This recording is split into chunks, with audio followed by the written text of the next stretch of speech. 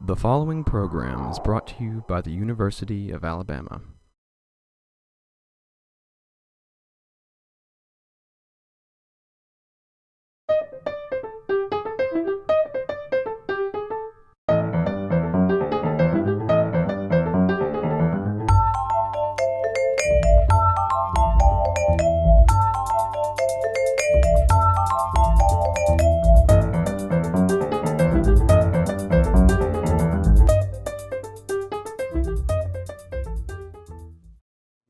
One of America's best-loved novelists, Mark Childress has written a shelf of books including A World Made of Fire, V for Victor, One Mississippi, Georgia Bottoms, and his most widely known, Crazy in Alabama. For his lifetime achievement in literature, Childress is this year's Harper Lee Award winner. I spoke with Mark Childress at the annual Alabama Writer Symposium in Monroeville, Alabama. Mark, it is so good to see you again. Hey, good to be back. We've talked this way more times than we seem definitely to remember. It's Two true. times, three times. More like 4, I think. Yeah. Oh, that's well, good. As long as you keep writing, and we'll keep talking about I'm them. happy to. We're sitting in Monroeville this time because you've won the Harper Lee Award, which a few other people have won, but the others were not born here. It must feel different to be the hometown. This is your nativity, and you've won the prize. Nah, it's pretty cool. You know, the little building where I was born was the hospital at that time, and now it's the nursing home. So I feel like, you know, the circle of life has brought me back to Alabama, and maybe I should go ask for a senior discount, you know, like born in the building discount. But it's really cool. I mean, Harper Lee was the thing that was in the water down here, you know, and to win a prize named for her, it's just fantastic. It's great. It's not possible that the nursing home that used to be the hospital is the nursing home where Harper Lee lives. Well, we don't want to talk about where she is, but yeah. But yeah, it's a big circle. It is. Well, I hope you don't make the full circle. I can't imagine you back here in a nursing home. This wouldn't be a bad place to end up, though, you know? It's still pretty. And I was out riding a bike this morning on little backcountry roads, and it's just like when I was 4 years old down here. The sounds out in the country are just the same. You know? Yeah. Well, the mockingbird, she didn't kill them all. no. What's a sin? That's right. No, it is amazingly unchanged. I know there are a lot of people in town and in Monroe County who are working hard for change to bring in more jobs and more industry and more cash. Keep the town alive. Yeah. But it is an amazingly quiet, pleasant place to be. Yeah.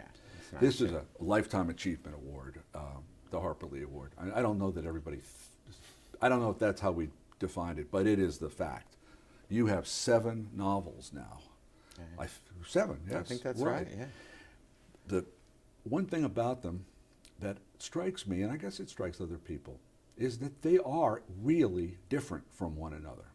Yeah. I have watched a lot of careers, and I've seen people get a hit, have a success with a novel, and then damned if they don't run that, repurpose that, and do it again and do it again. Their editors want that, their publishers. But you've resisted that. What's your thinking on all the different directions that your books have taken? Well, I guess it's sometimes to the detriment of my career. My agent thinks so, because the publishers try to put you in a little pigeonhole and then sell that, you know. But I like to keep myself interested. And to me, if I'm doing the same book I wrote last time, why should I do it? Then it's like a job. And I try to challenge myself every time to do something I didn't do before. You know, I really like to read all kinds of books, so I decided when I was starting out I wanted to write all kinds. Like, one of the models for my career is Graham Greene. I just think he was great because he was able to write novels and nonfiction and reportage and essays and movies and entertainment books and thrillers and all of it. Yeah. And nothing was off limits to him. He didn't look down on any genre, and that's kind of how he's a model for me. So. Well, the European, especially the British model, is that. Yeah. That they're polymaths, they feel, right? Yeah, they feel perfectly comfortable putting out a children's book or a volume of verse or a travel book. Right. And then going back and writing a novel. America, apparently, we're purer at heart about all this. Well, we wanted marketing. I mean, you know, we're all about putting people into categories and what shelf do you fit on in the bookstore and all that. Your first book, World Made of Fire, at the time, when it was new, I thought this partakes of magical realism. That witchy boy, there are things in there that are not exactly Newtonian. There are things in there that are not exactly Newtonian cause and effect. No, supernatural is And then alive just and well. a few days ago, Gabriel Garcia Marquez died. Yeah. And I'd be willing to bet lunch that you thought about that and that you thought about your own early work. Is that true? I know. Gabo, as they called him, he was my touchstone. And I had never read a word of Latin American magic realism until I took Marcel Smith's class at the University of Alabama in Latin American fiction. And it was one of those classes that just changes your life. Every book that we read just opened my eyes. And then when we got to that, the granddaddy, it blew me away. And it still blows me away. I read it quite a bit. Yeah. At the time, it was 100 Years of Solitude. 100 Years of Solitude Right. was the book. And I actually learned Spanish so that I could read that book in Spanish. Because it's different than it is in English. And I'm still in his debt. I'm always in his debt. Every book that I write is drunk on him. Yeah. So. How, this is an awful thing to ask somebody on the spur of the moment, but what is it, what is the tweak, what is the bent in realism that makes it magical realism that you saw and wanted? It's not science fiction, it's not surrealism, it's not absurdity, it's something special. They call it magic realism, and to me it is. There's some presence of something magical. Mm-hmm. And in every one of my stories, there's something that's not quite physically real. And I really love books like that, with some, where you're spoken to from the beyond in some way. In Tender I wrote about Elvis, but I also wrote about his twin, who lives with him in his head. And so, in every story I try to show that maybe there's something a little beyond what's real. That's what Marquez did. If he could convince you of it, then it was absolutely real. The magic, whatever, as long as you were convinced. Right. Well, and that book pushes those limits, but so what? But I believed every word of it. There's not a word in that book that didn't happen. That he's convincing. He's a convincing writer, and I love to be taken to a world like that. He has recently died. A couple of years ago, Barry Hannah died. Yeah. And Barry Hannah was your teacher and the teacher of half a dozen other writers that you and I have known for decades. Some of these people swear that Hannah made them what they are today. Others say Hannah had a different kind of influence, or none. Where do you sit on this spectrum? Oh, he had a big influence on me. I went to the University of Alabama because he was teaching there and because I admired his writing so much and was so excited by it. I didn't get the best of Barry as a teacher, though. There were sort of two Barry Hannahs, and there was one before he quit drinking and one after. And I know from people who studied with him later at Ole Miss that he was, after he quit drinking, a really warm and generous teacher and a real mentor to a lot of the young writers. He brought a lot of people up. Donna Tartt always talks about his influence on her.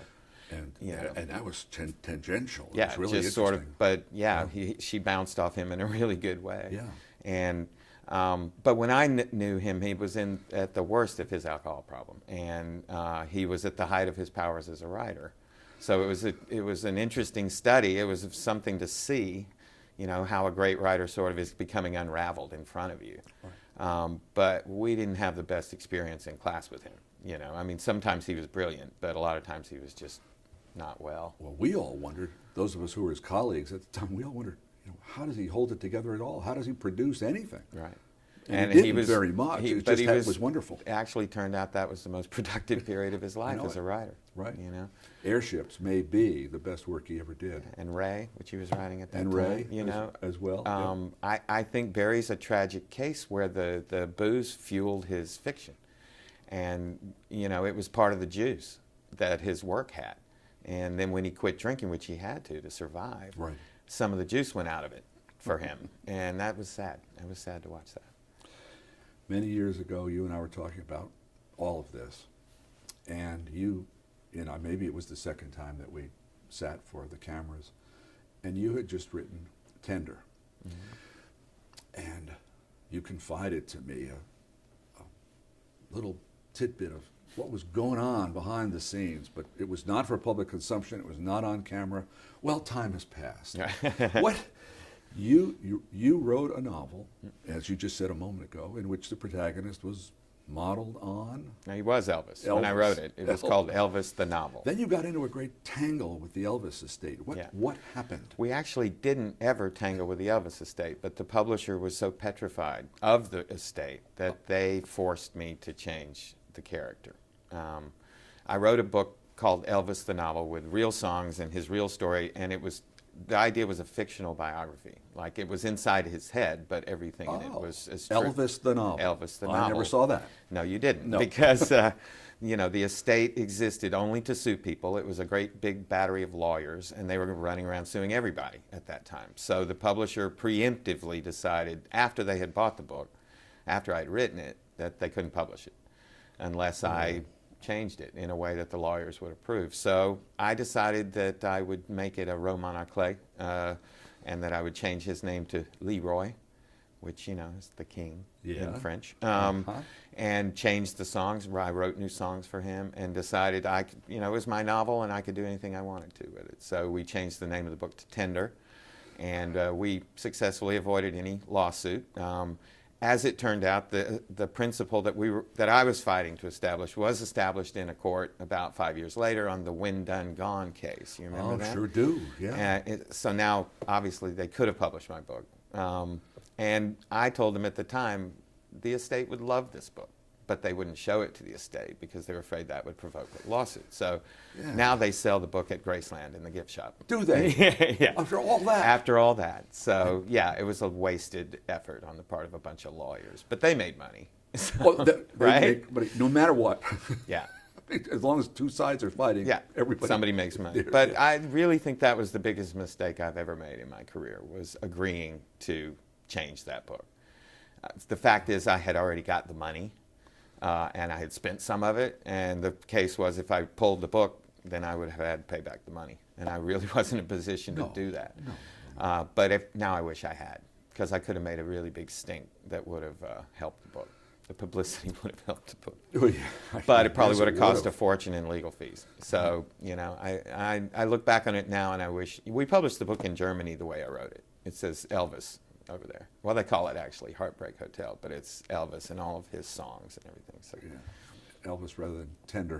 Tender and Tender Leroy. Didn't fool anybody, no, nor did Leroy. It wasn't really intended No. to, but it was a legal evasion is what we were doing. You and I were chatting the other day about the state of fiction, the state of writing, and in the state of Alabama. Yeah. And it's those of us who have been living here steadily for the last 43 years.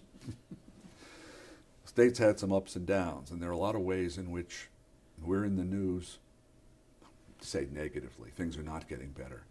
But our conversation really took me back. I mean, you were bringing to my attention how much better literature, writers, bookstores, how much improved the whole situation is. It's just You've looked into this. Well, it's changed a lot since I was starting out. I mean, I published my first book in 1984. Yeah.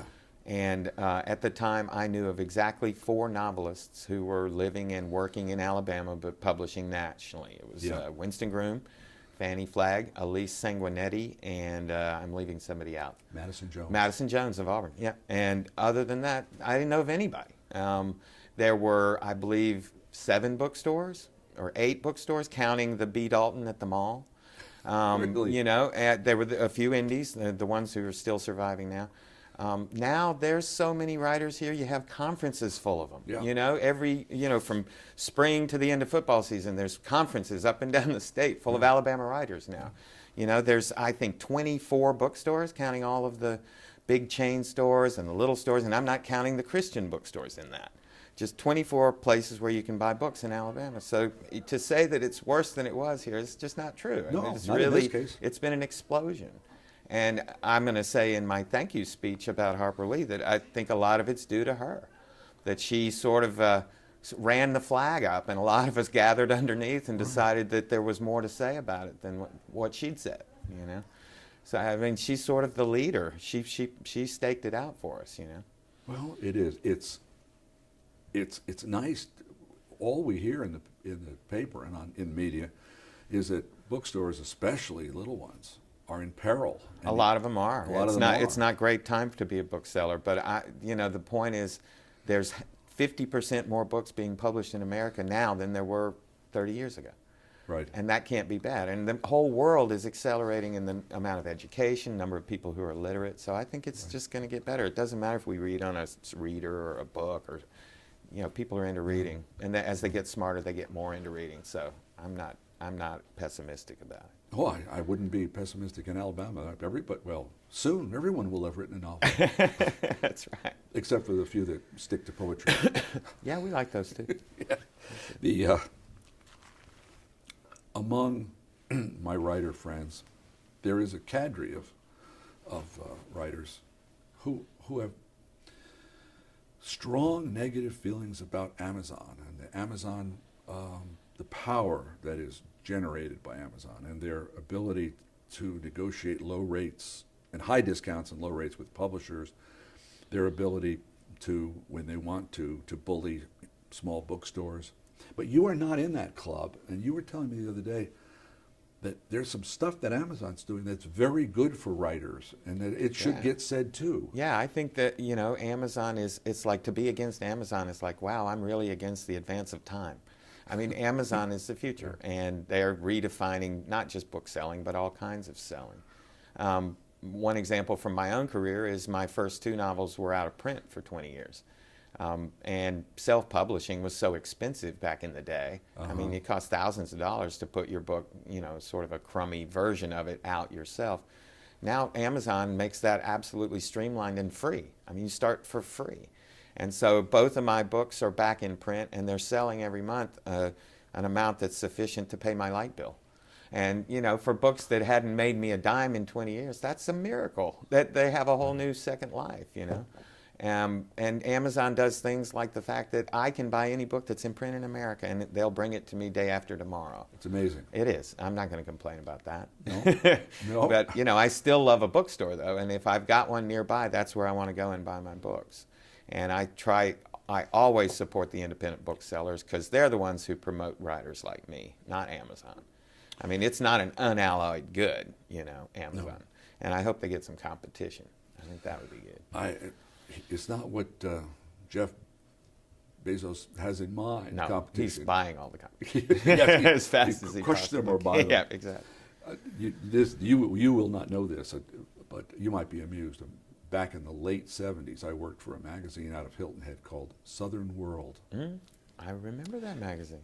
And didn't we buy that? Yes. Southern Living buy that and shut it down? Yeah. I published a piece in there every month on Southern writers and writing and book reviews of Southern novels. I'm so sorry.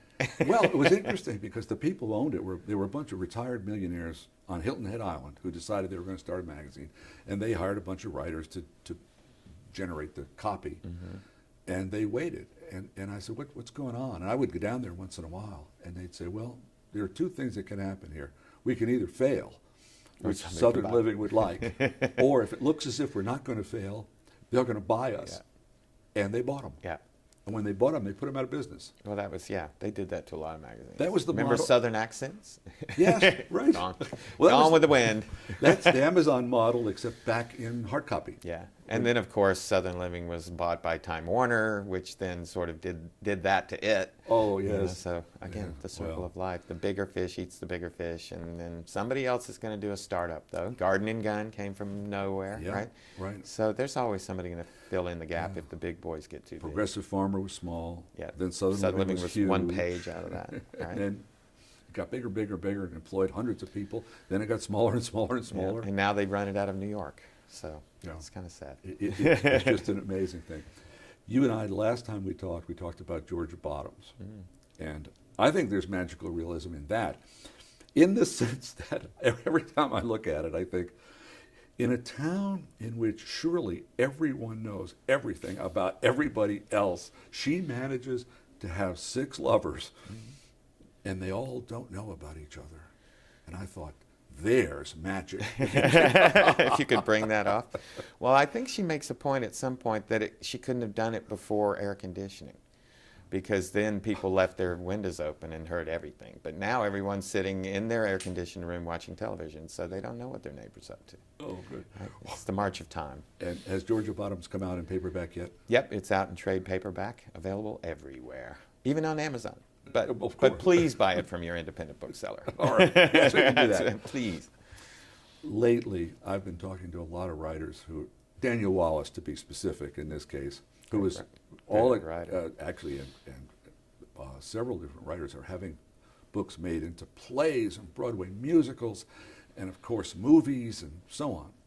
But you, Georgia Bottoms, this is a first. Georgia Bottoms is being transformed into what? Where? Into an opera. Yeah, I've never thought I'd be writing the libretto of an opera, but about 2.5 years ago, I got a phone call from the conductor of the Huntsville Symphony Orchestra, which is also related to the Huntsville Opera.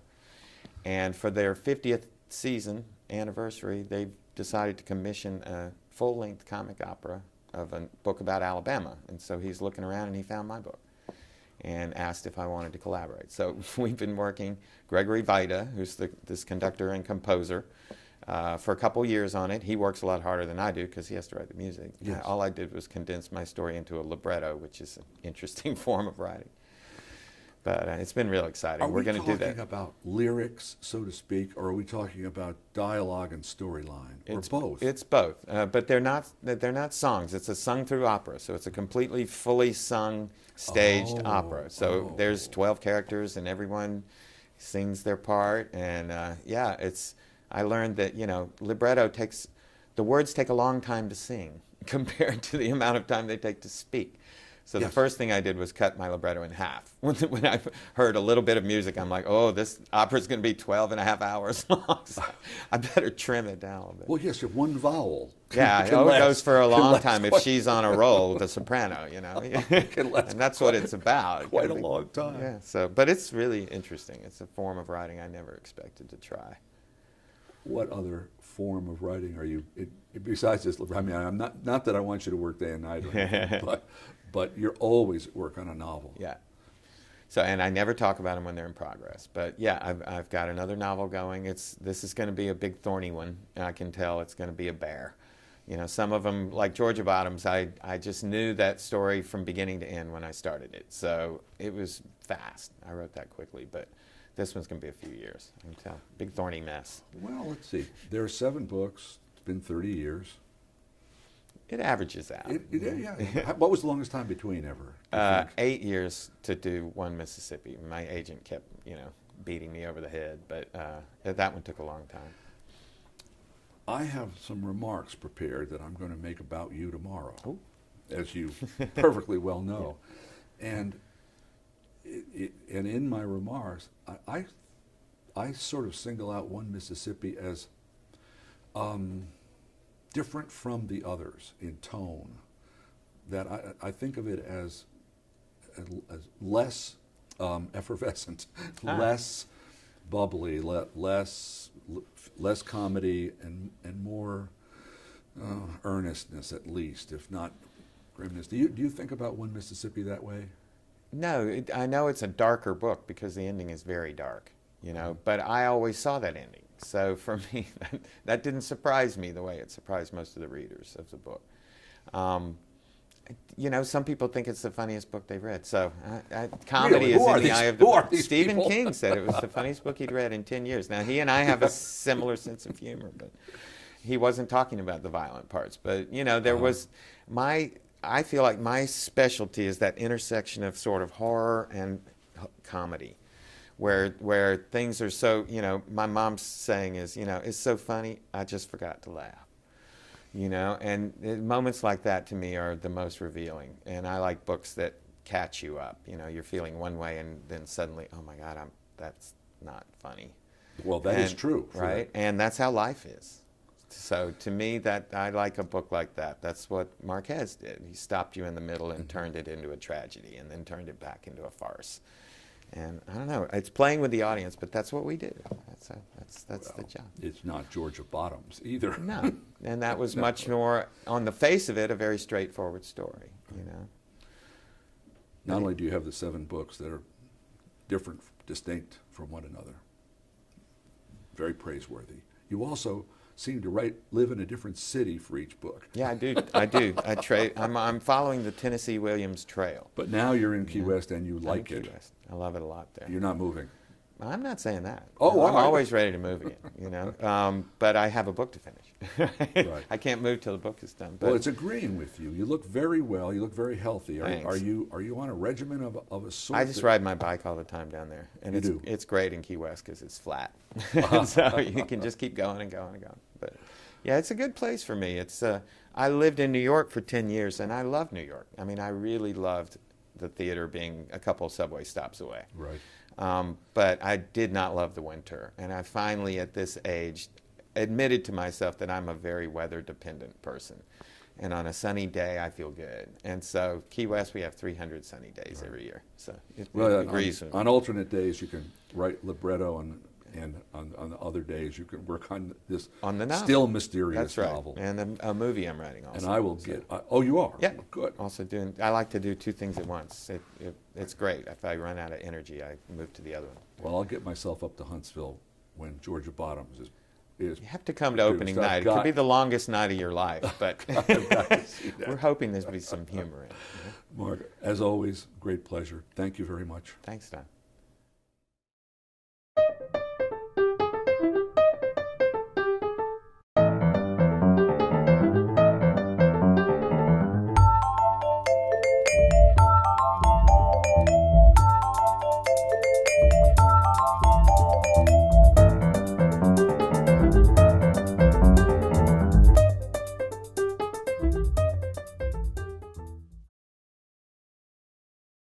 To order this season of Bookmark on DVD, call 1-800-463-8825. Additional information can be found on our website at www.alabamatv.org.